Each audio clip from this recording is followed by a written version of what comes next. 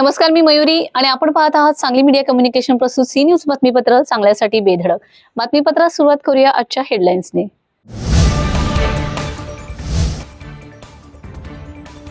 प्रकाश आंबेडकर आणि महादेव जानकरांची भाजपावर जोरदार टीका.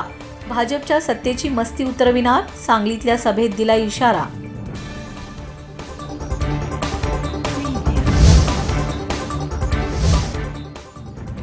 भाजपचे काँग्रेसीकरण झाले, हम तीनों काफी है, विश्वजित कदम यांचा घणाघात.